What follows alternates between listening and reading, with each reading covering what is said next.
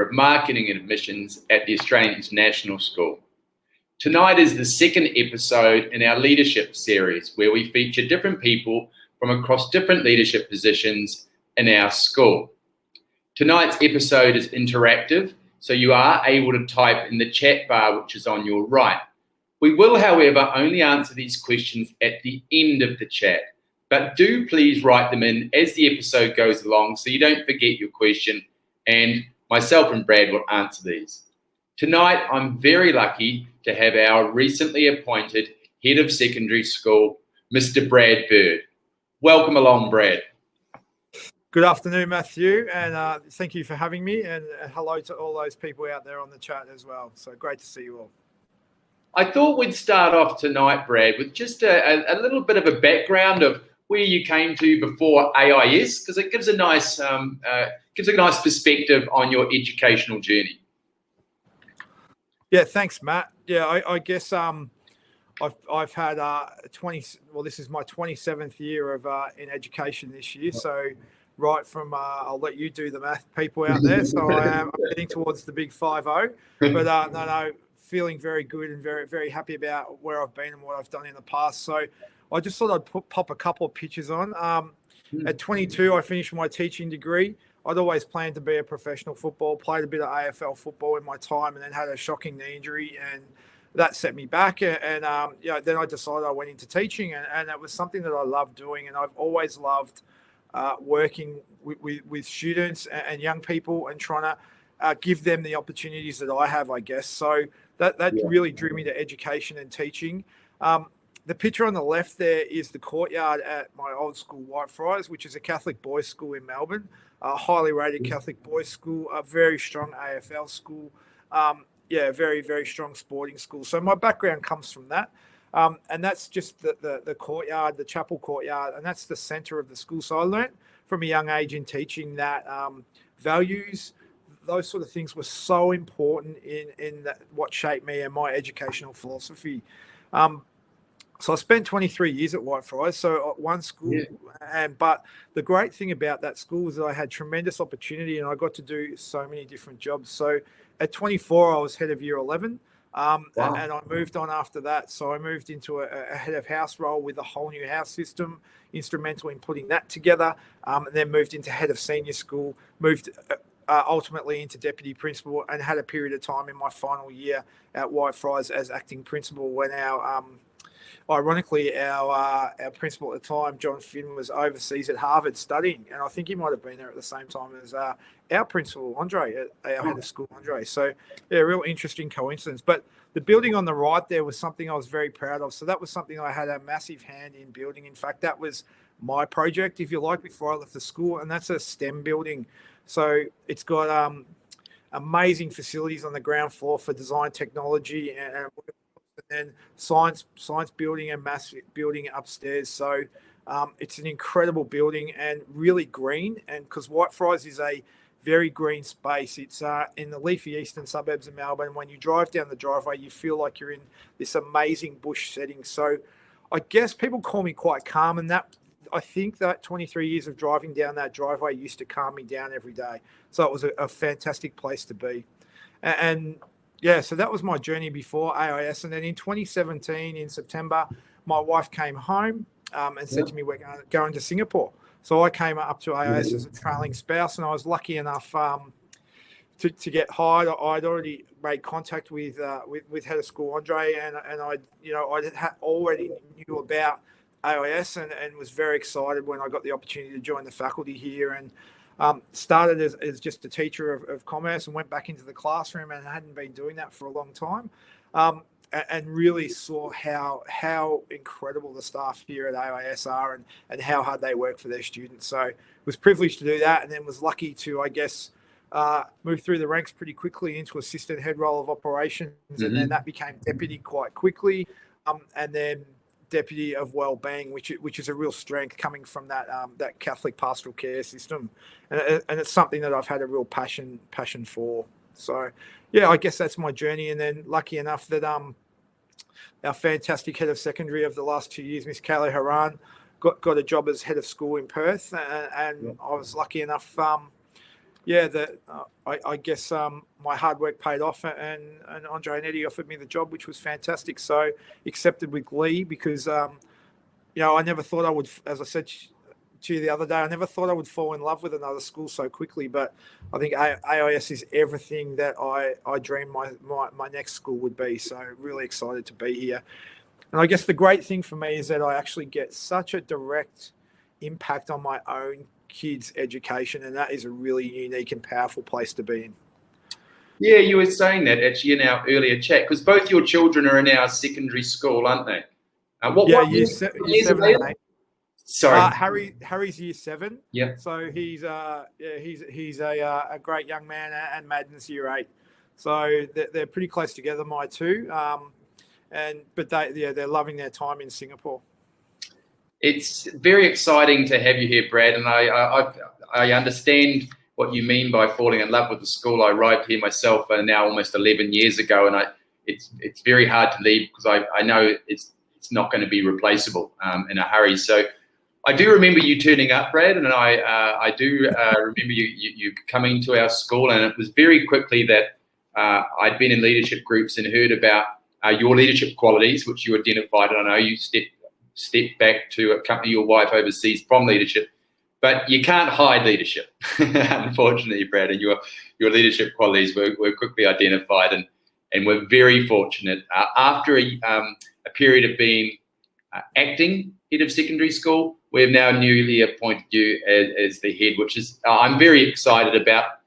I'm going to start with this next slide, Brad, because I know that you're incredibly proud of this. This is a spread that we put together for ANZA magazine around our academic results from last year. Can you talk the audience through it, and especially why you were so proud of these? Yeah, sure. I guess for me, I'm very much in the mold of I just want our kids to be the best that they can be. So that philosophy really rings true right through the school here. And we hear Andre talk about that all the time, but nothing's truer than that. If our students are giving their absolute best and they're trying to get better at what they're doing, then results tend to take care of themselves. And obviously, as we all know, 2020 was an incredibly tricky year. It was a year that kids had never faced before, and the adversity and the independence that they had to display during times of home-based learning and not being able to get off the island and holiday and do the things that they wanted to do. And realistically, they were the best IGCSE results in the school's history. So that was incredible for us. That group of 44% A star to A was just so nearly half our kids at that level in every subject, which was incredible, which was really, really exciting for us. And then, of course, our HSC results were outstanding as well, and that was really proud for us.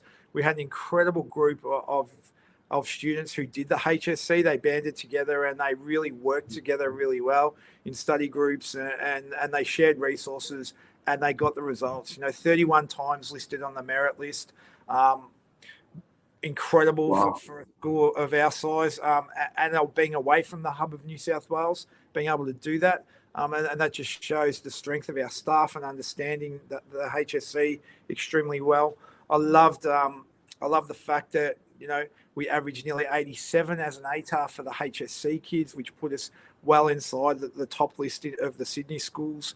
And when you combined our IB and HSC results, we actually sat second on the list of a school that offers both programs. So it was a tremendous result in the school. And then, of course, our IB results. I think for the first time in a couple of years, we didn't get the perfect score, but we had incredible volume of scores around the top level of the 40 pluses. And yeah, just incredible results. Averaged,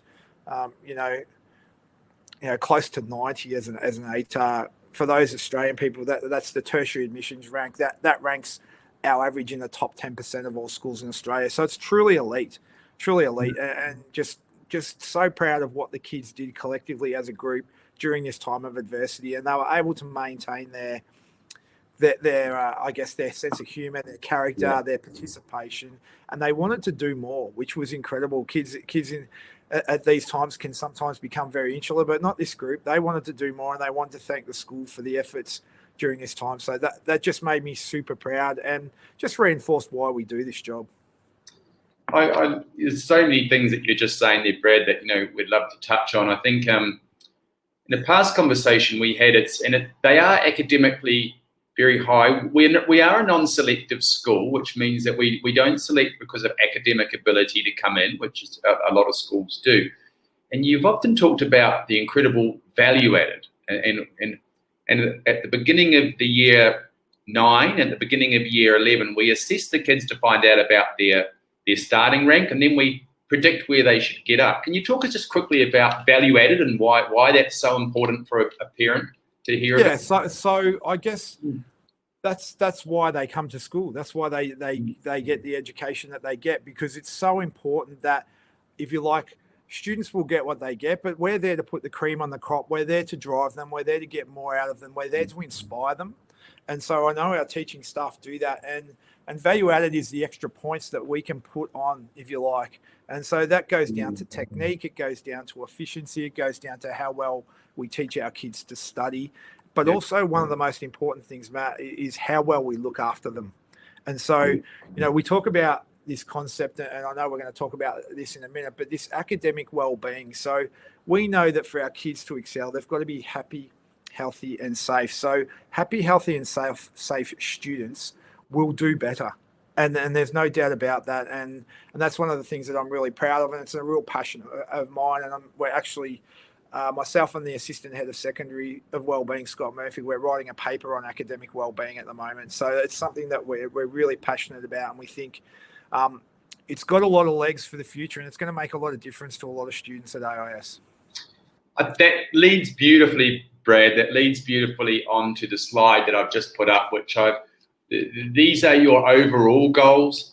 I'll let you talk the audience through and beautifully explain this diagram on the right with these 5 overlaying parts. Yeah, for sure. And look, and this is part of a presentation that I did, just for those out there that I presented to Cognita, our governing body, if you like, to just reinforce what I was about and what I wanted to see in relation to our well-being. And so we always talk about world class because we are an international school and we are at the pointy end of education.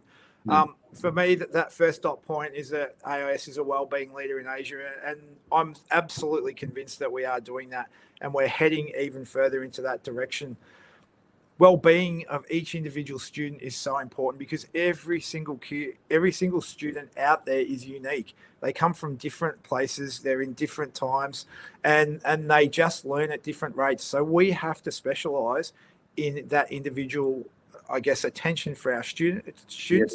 I think that's something we do incredibly well. And our big dream at the end of it is to come through.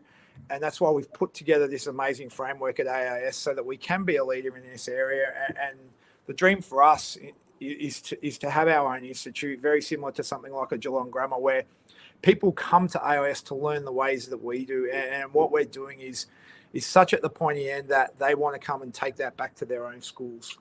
So how do we do that? And the most important thing for us is that we give our students voice and we listen to our students. And we do that in spades at AIS. At every single chance, we give our kids the opportunity to voice what they're doing, what they want, how they want to learn. And so once you give students voice, that creates partnership, creates community. And so you can see there that moves us from orange to the dark blue.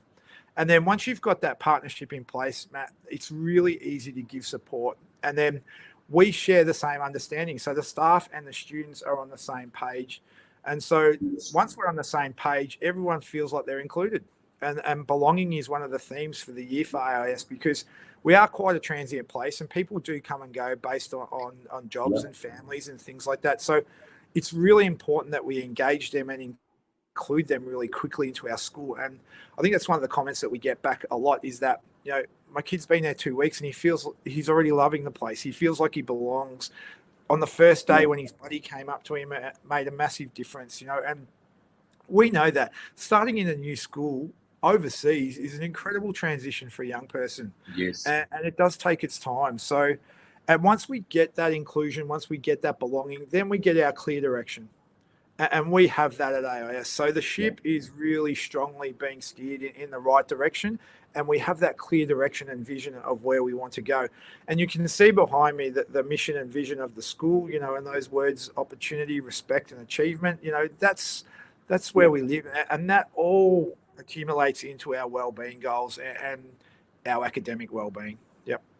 I love the way you say that. And it's really nice that we go from our starting our slide with where you're very proud of the academic results. But like you said, teenagers won't achieve those results unless they are feeling that their well-being is taken care of and they're ready to flourish. And I think that what everyone on this call needs to realize, and we're all adults listening, that being a teenager is tough, right? And then their brain is going through a massive chemical change. Unbelievable. They don't have our prefrontal cortex. They aren't as rational as we are.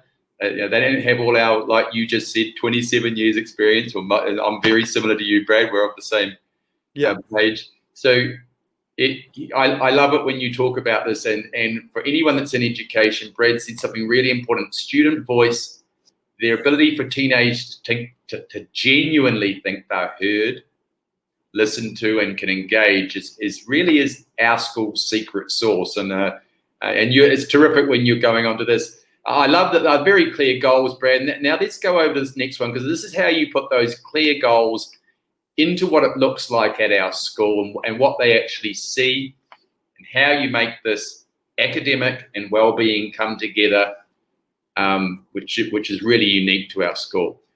I'll let you go. Thanks, Matt. You can see a couple of pictures of our kids there, and that's just the common practice day to day. They were really hard to pick because we have so many pictures of our kids just enjoying their time. And and as I said before, when they feel safe, number one, super important, that safety, happy, and when they're healthy and when they're given information and when they're able to take care of themselves, only then can they achieve their best. And we know that. So what do we put in place? We put in place huge amounts of support systems to make sure that they're safe, happy, and healthy. And so one of the things that we're most proud of, and this has been a recent implementation over the last 18 months to 2 years, has been our CARES survey and our CARES program. So that's an ongoing wellbeing initiative. And so CARES, you can see it there on the screen. It's an acronym.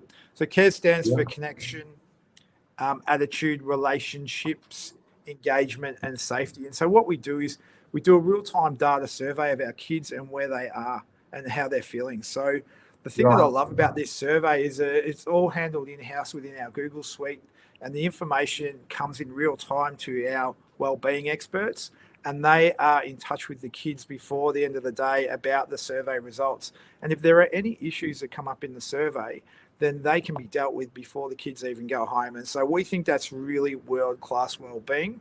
That's really world-class academic wellbeing, because if there's any issues with our kids, we can deal with it there and then on the spot. Because as you know, with students, things change for them in their life really, really quickly. So if it's an issue, sometimes it can get put on the back burner, it manifests and it gets bigger and bigger and bigger. So we've just seen countless times where our wellbeing team has been able to go in and intervene and make incredible traction, if you like, with our students and make things better for them with them.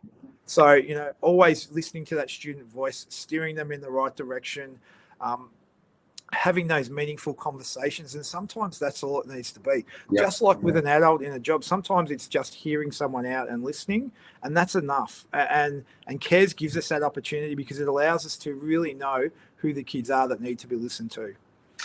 And I've worked with adolescents my entire teaching career, like you, Brad, and this is such a great initiative. So just tell me if I'm right, what I'm hearing here. Every twice a term, you do send out this survey. The students do the survey. It comes up with a lot of questions.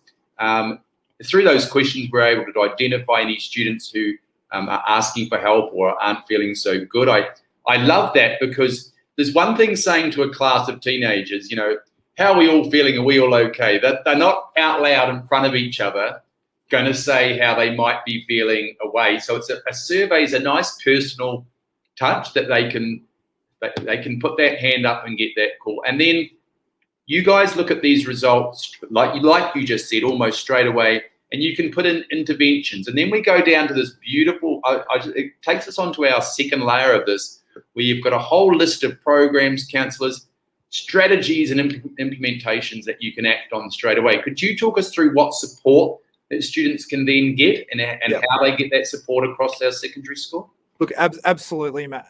And CARES only works because we have the support in place.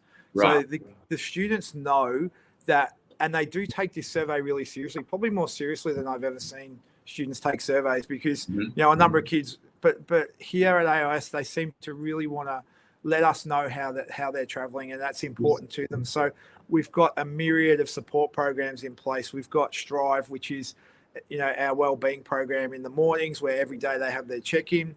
Our heads of year run that. Our wellbeing coordinators support that. Our counsellors are there.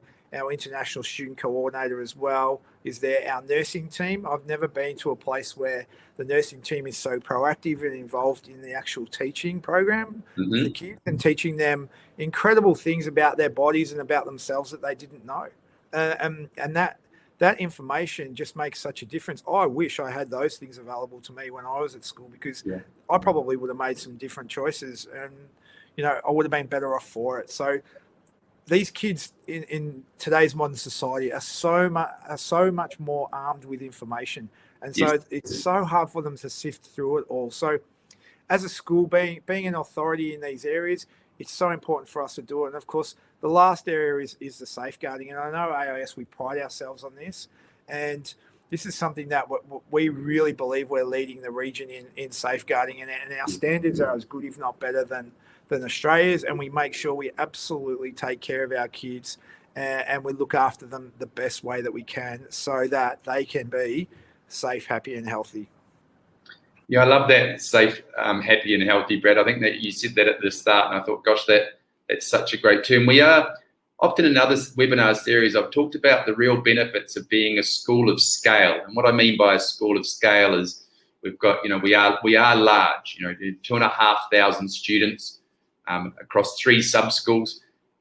And the massive advantage of that is being able to have the resources, and especially human resources, that we can deploy that other schools simply wouldn't. And like you just said, we've got a specialised, qualified nursing team. It's not someone with a medical certificate. Some of our nurses have been in triage, have been working with social things. They're fully trained. And then, like you said, our school counsellors. Again, these are trained. We've had psychiatrists as part of our school counselling team before. That they are highly qualified. Again, not a counsellor just as in a teacher doing this, but highly qualified people. And I think you said that before, the experts. Your heads of year are unbelievable. Can you just talk us through that structure for your heads of year, just for our audience? Yeah, absolutely. So our secondary school runs from year 6 to year 12. Yes. So year 6 is a really unique program at AIS, and it gives the transition from elementary. They finish the PYP in year 5, and they come into this really fantastic year of transition into secondary. We have 2 heads a year in year 6, so they work in tandem. We've got 200 students in year 6, and they're really well served by a great Strive team as well as their heads a year. That's backed up by a wellbeing coordinator who sits in their year 6 to 8, and also we have a year 9 to 12 wellbeing coordinator. So they step in and they support the heads a year and the Strive program.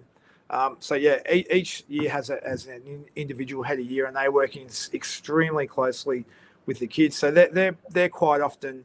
Obviously, the Strive teacher is the point of call, and then the head of year backs that up. And also our heads of department are amazing as well. They get in and they really help on the academic side, which takes a lot of the pressure off the heads of year when they're dealing with the discipline and the wellbeing side of things. So I think our structure is really strong. It works. We know it works because we get amazing outcomes. I love that, Brad. And I think that amazing outcomes is highlighted here. This is just such when you shared this with me, I went, well, this is some really nice images here. Can you talk through what they are and perhaps why you chose them for us? Absolutely, Matt. And I think AIS is an amazing place, and I popped that on there, a place to learn and grow. It's just, I think once you build relationships with people, and once you feel like you belong and become part of it, then you tend to let your guard down a little bit and you allow others in once you start to belong. And so we see that, like our kids, the performances that our students provide, the quality, the depth that they go into, the passion that they have for their subjects and for what they want to do, it's really inspiring. So it means that as a staff, we can't sit back. We're inspired to get in there with them and make a difference. And it's just incredible. And the smiles on their faces and the gratitude. And I'll never forget one of my first classes.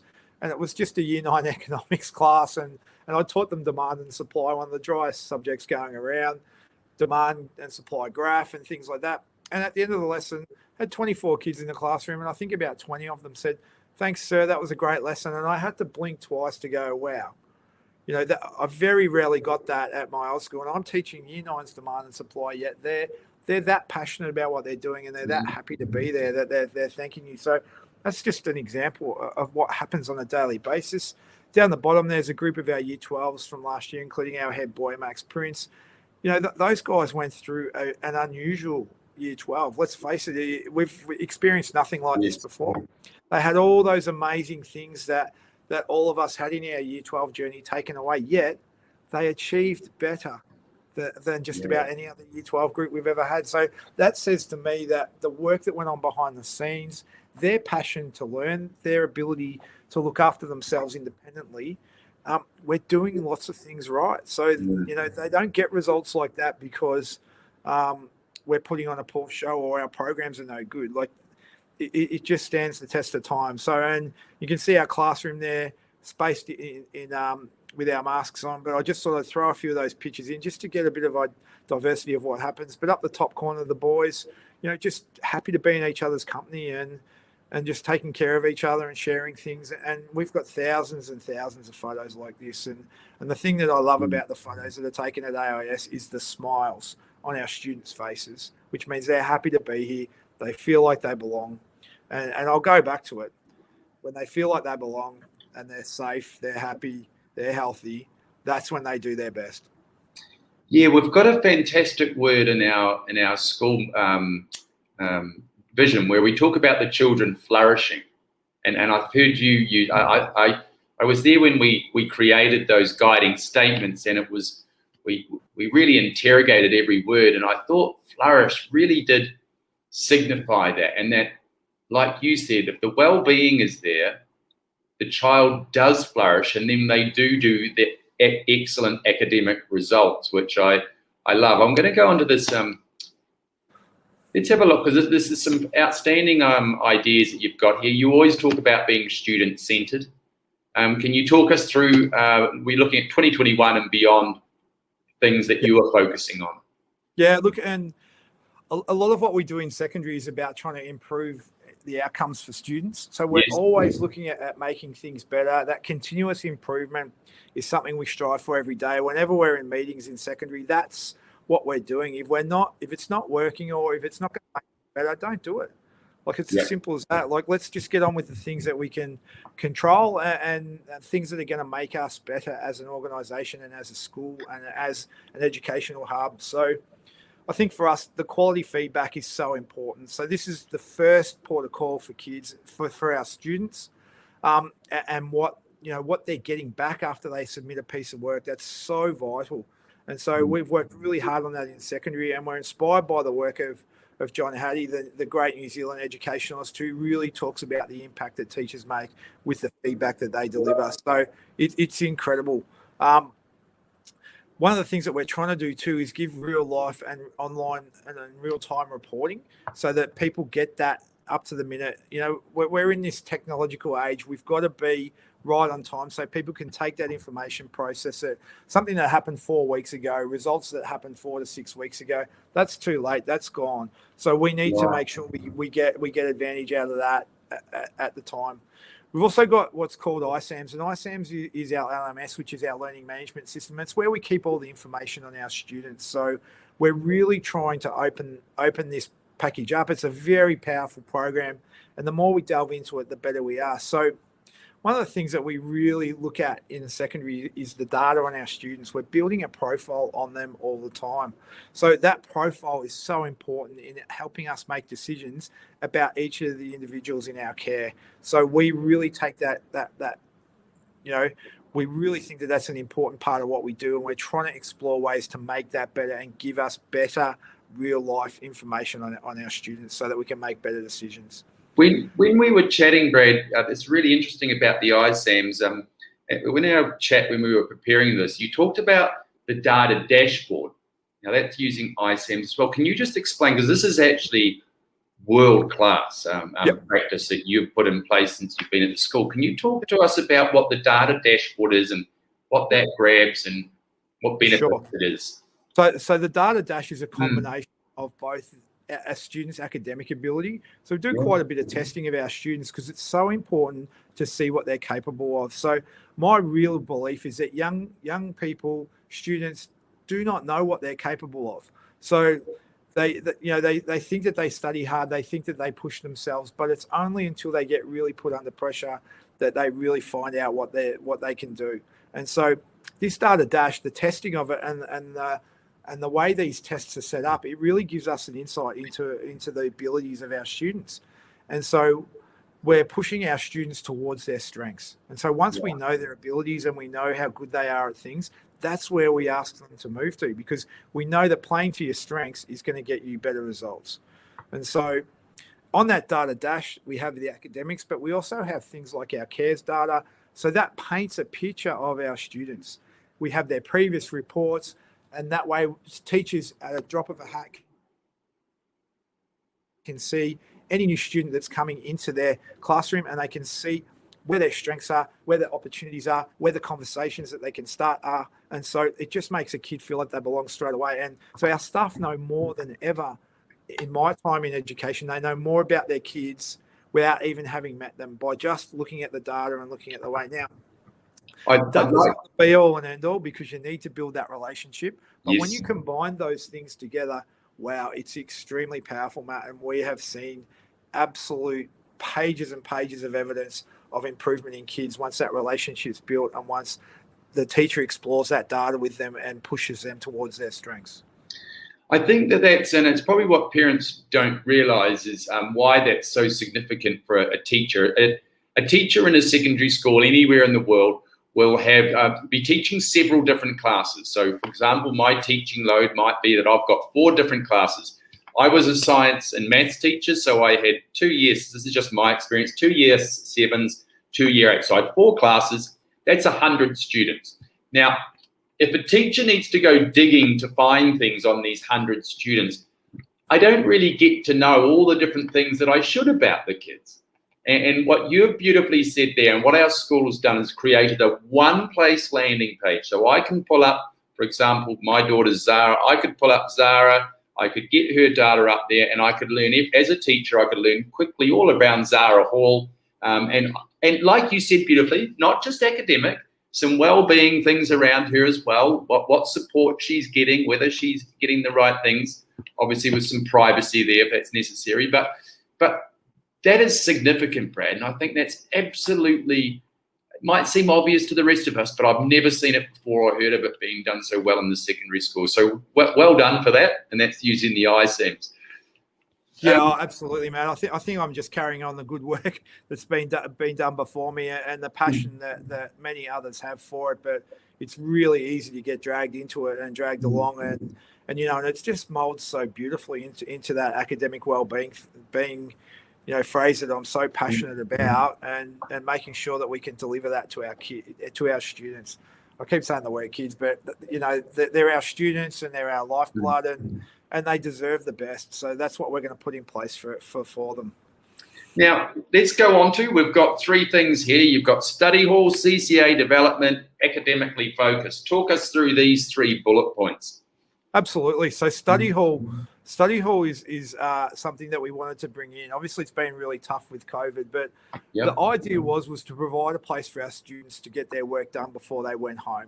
Right. Now, I brought this in at my previous school, and the results were outstanding with the senior boys because they were able to finish all their work on campus. They would go home, and the families were astounded that they had their sons back.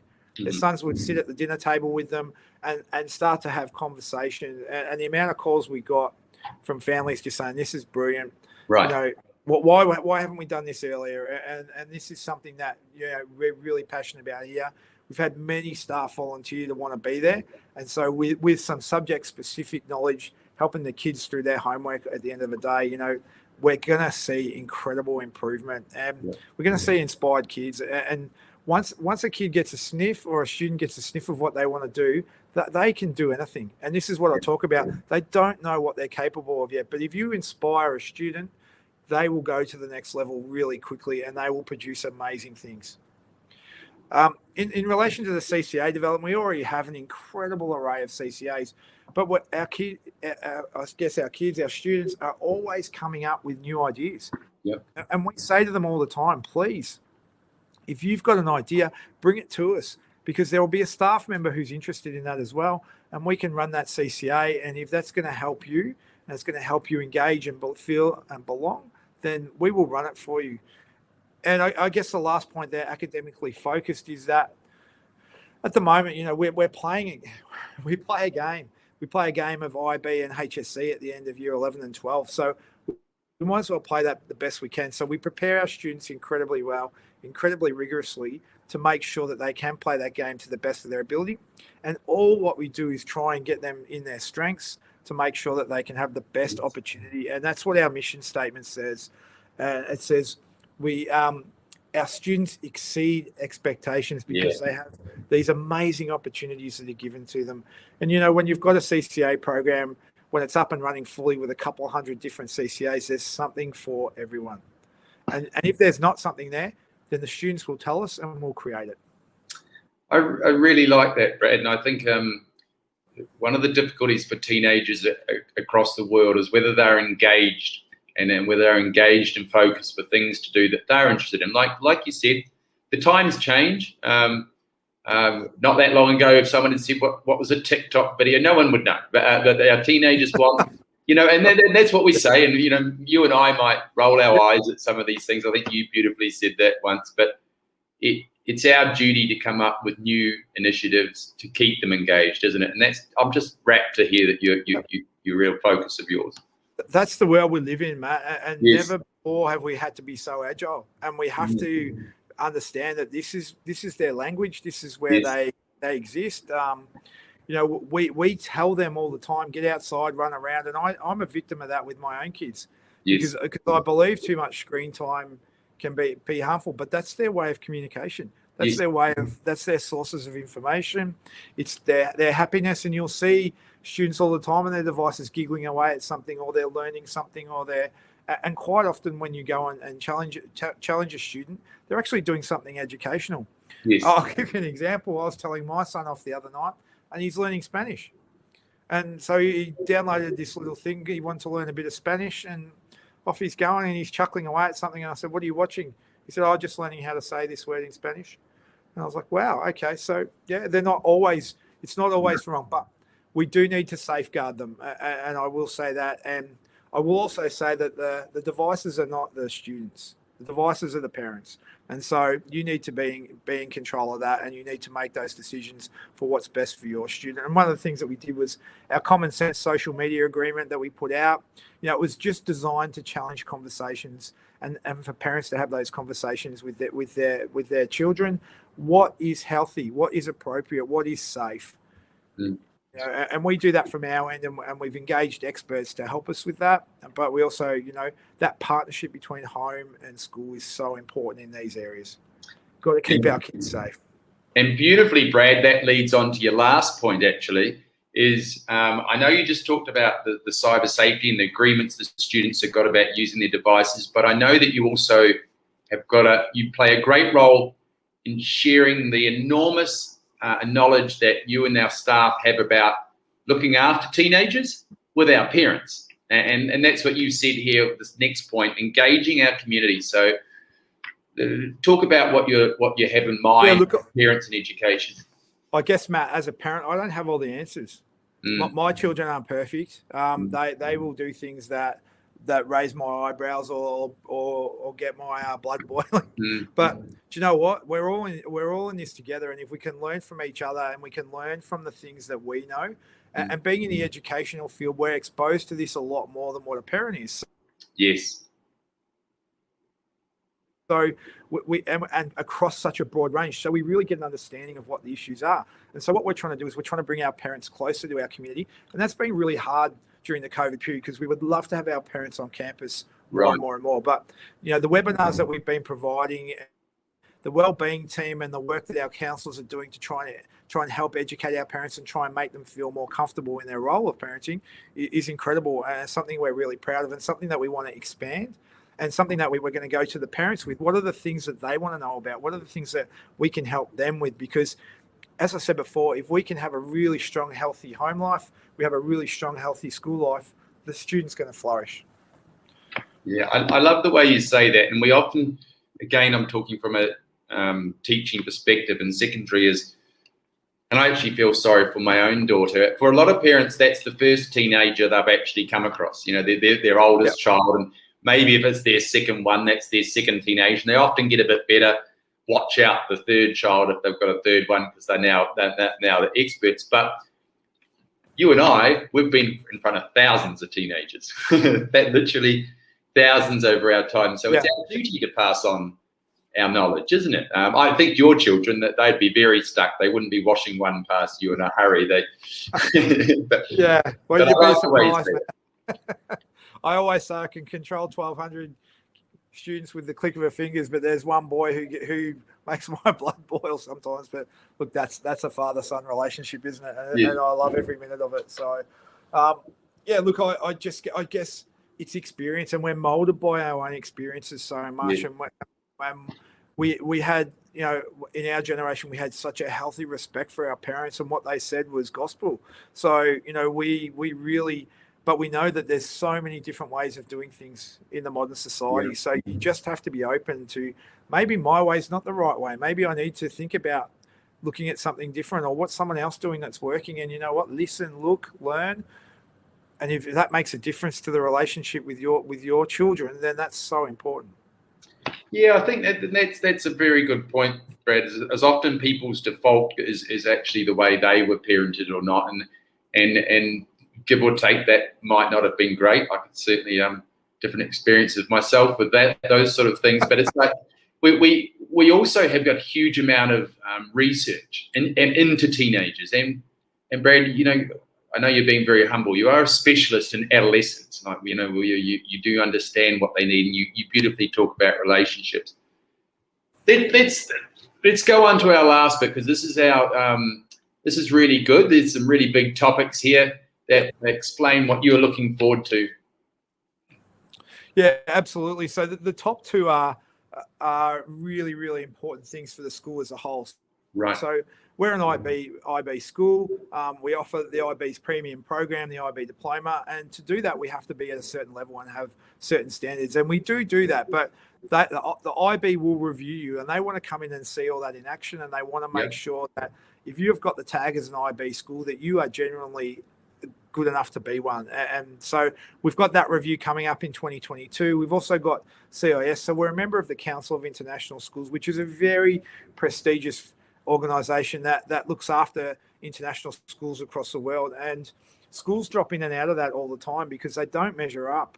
And so these are rigorous review programs that make sure we're delivering world-class education to our students. And look, we'll get through those reviews really well, but it will highlight things to us that we really need to work on. And this is what we do.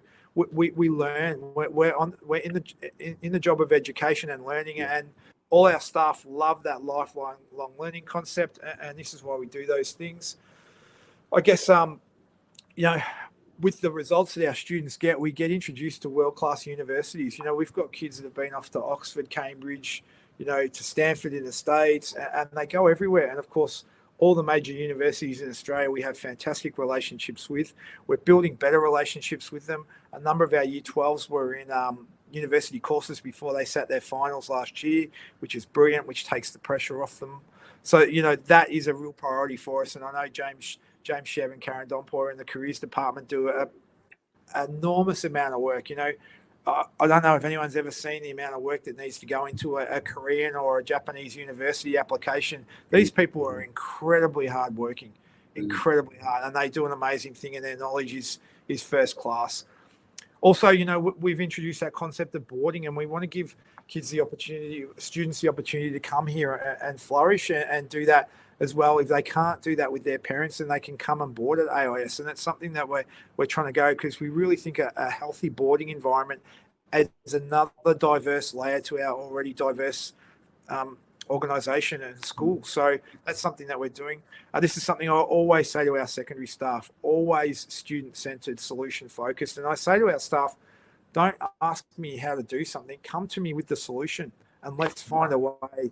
Let's find a way to make this happen for our students. And I guess those pictures there that are on the right, they were some of the Year 12s that came to us and said, listen, we want to leave a bit of a legacy. We want to put something on some of the walls in the corridors about, this is how we feel. We want to make change. We're no longer happy with environments and things like that. And so if you come to the Year 12 corridor, the top picture there is painted on the wall, and it's life size, and it's just an amazing place to be, and the kids are very, very proud of it. The students who painted that, incredible, gave up their holidays to do it, 4 Year 12 girls, and they have done an amazing job. I really like that, Brad, and I think you've touched on and a lot all of that leads into that bottom point. If you feel like you belong somewhere, you can be the best that you are, and you can become anything.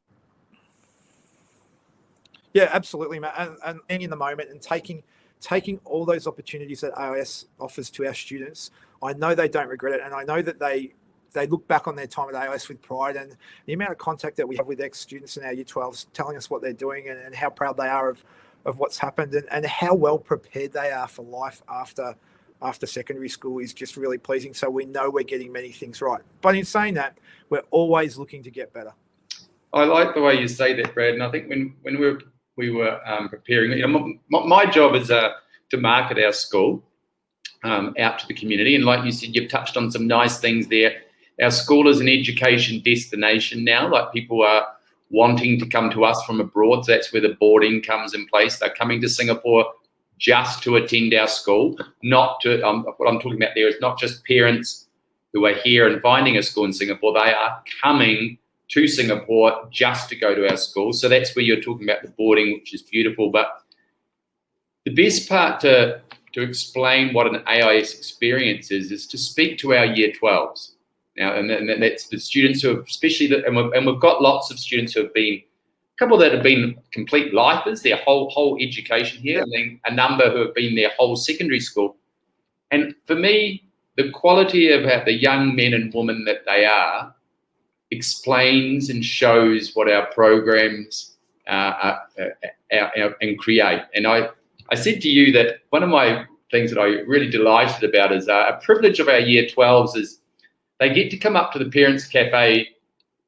They're allowed to come to the Parents Cafe. It's one of their sort of rights that they're allowed. But what I really love there is speaking to our Year 12s, right? And it's not an adult student relationship. This is a peer. It's remarkable conversations. They're so engaging. They are all academic. They are focused. They're a tremendous credit to you and the teaching staff and the secondary, Brad. So. Like you said, our Year 12s, what I believe we should be judged on, and the humans they are, like you just said there, what they want to make change in the world. It's absolutely terrific. Yeah, I think too, we judge ourselves, Matt, as well on when students leave us, they go on to bigger and better things. They've been well prepared. Even for a short stay at AIS will make a difference to a student and what they're able to achieve going forward. So, I guess, because we really put such value in our mission and our vision, we really push the way that we look after our kids. That just holds them in good stead. And when they go to other places, I know one of the first things they go, well, this isn't AIS. I would be happy to go back tomorrow. And so we have that conversation a lot with students who might leave, and and a lot of people leave because of family situations and work and things like that with parents, and it's not always, it's hard saying goodbye. I like that, Brad, and I think you touched on a lot of points there, that the academic well-being is the right thing, and especially in this environment, in this COVID environment, the resilience we're teaching them, how well your year 12s did, showed they were supported. I think that's amazing. I think what we're going to do, Brad, is we could probably talk all day, the two of us, but let's open it up, the floor open to any of the parents who are here. If you've got any questions you'd like to type in for Brad that you would like to ask him about the secondary school, or anything that he's thinking about education, adolescence, parenting of adolescents, write that down. We'll challenge. We can challenge the man while he's here. I'll just wait to see how we go with that, Brad, and see whether we have any from them. Going forward, sorry, I've got one here from Sarah. She says, "Thanks, Brad. This is a good question, actually. How do we decide if children should study IB or HSC at AIS? Because that's our two programs for our year 11s and 12s, isn't it? They can do those. So how Absolutely. would you decide which one to take?" Look, I think obviously the abilities of the child are really important here, Matt. The HSC can be a specialised course where students, if they've got strengths in certain subjects, they can really work on those. But also it can be a well-rounded course. But in the IB, you do have to be an all-rounder. You have to do a maths. You have to do a language. You have to do a humanities. You have to do a science. Right. And so you need to be good at many things. But that both are internationally recognised. So one is not better, they're just ways.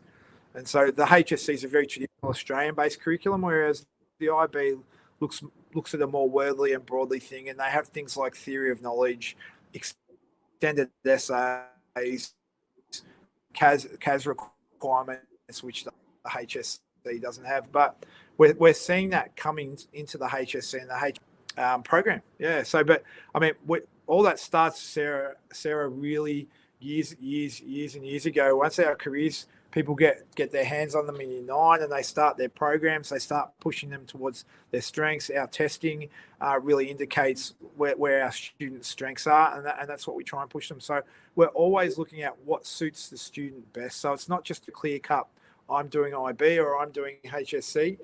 So my son in year 7 says, I'm doing IB. And I said, well, we'll just wait and see. We'll see where your strengths are. We'll see what are the things that you love. What are you really passionate about? Let's go and do those, because we know when you're passionate about something, you're going to do it even better. So, yeah, so it's something that we work with the student and the family, and we make a collective decision to make sure we're in, obviously, the place where they can use their strengths the best. I like the way you said that, Brad, because yes, you're absolutely right. They both can take the student to any top university. Both of them are globally recognised. I know the ATAR is excellent. I know a lot of Australian students who've got the ATAR and HSC and are off to Cambridge and Oxford and all that sort of thing. So it just depends on the student, right? So that's a nice point. I like the way you talked about the IB does push them across that, have to have the language, have to have the science, humanities. Yep. And that can suit someone. Because if I was going back to school, I would have been an HSC student, because I really would have been I would have suited me, because I was very strong in maths, so I could take both the maths and I was very strong in the science. So I personally would have done an HSC. I know different people, and that's what we're talking about. It just depends on the student, right?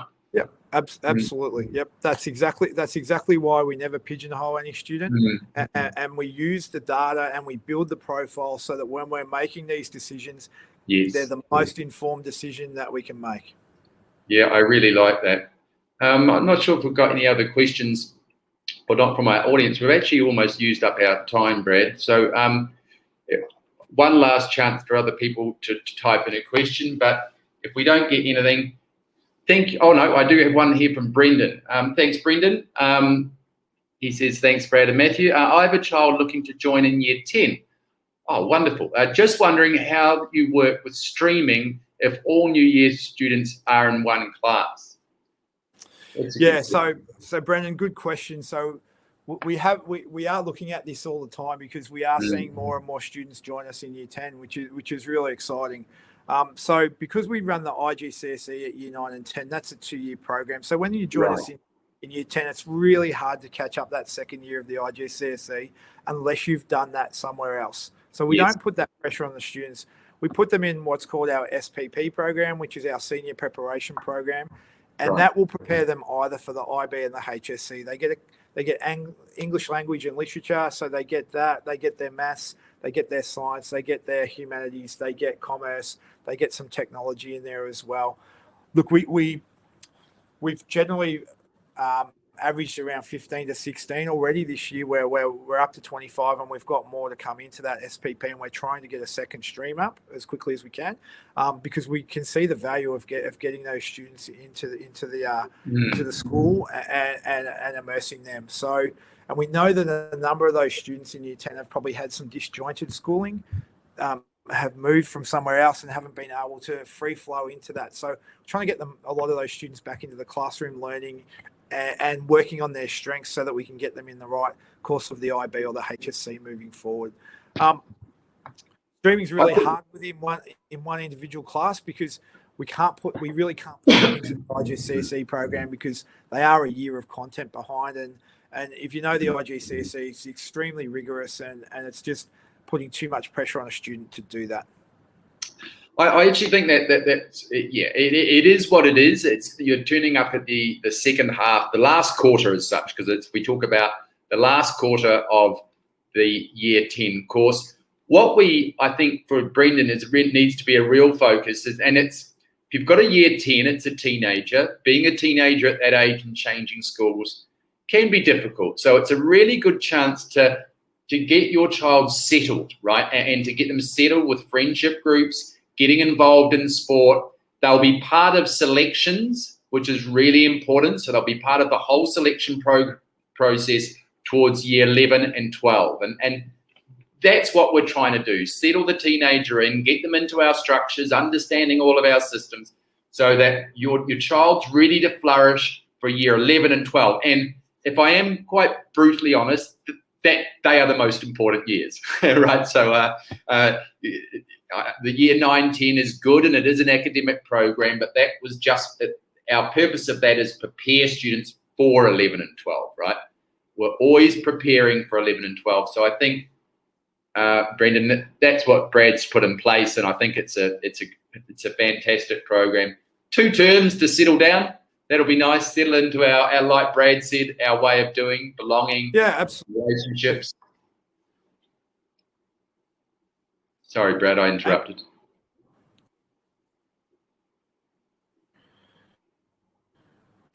Yep. Not 100% sure whether it's you or I. Look, I hope I've given you some comfort there.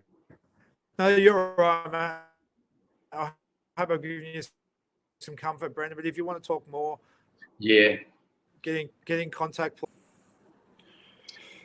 That's terrific. That's a good call out. I think one of us is breaking up a little bit, Brad, but that's okay because we are going to finish off now. Thanks very much to all of our guests for attending this evening, and I hope you enjoyed listening to Brad. You can tell he's very passionate. You can tell that he really understands adolescent education, and we're very fortunate to have him leading our secondary school forward. And Brad, thank you. Thank you very much for giving up your time. I know it's very busy because we're about to start for term 3 in a couple of days' time. So I'm incredibly grateful for you giving up this time, this very busy time of year. All right. Pleasure, Matt. And I'll say to our parents out there, thank you for joining us tonight. I really appreciate you giving up your time to hear, and the support that our parent community gives to the school is incredible. And to me, I've had many well wishes, and I really appreciate that. And I'll let you know that I'm going to do every single thing that I can to make your child's education the best that it can be, because I'm doing the same thing for my own kids. So know that every decision I make based on making it better for the students. I enjoy that. With that, Brad, go and enjoy the rest of your evening, and I'll see you at work tomorrow morning. The families, enjoy the rest of your evening at home with your teenagers, and we hope to chat with you in the future. All right. Take care, everyone. Bye-bye. See you later, everyone. Bye-bye. Take care. Bye.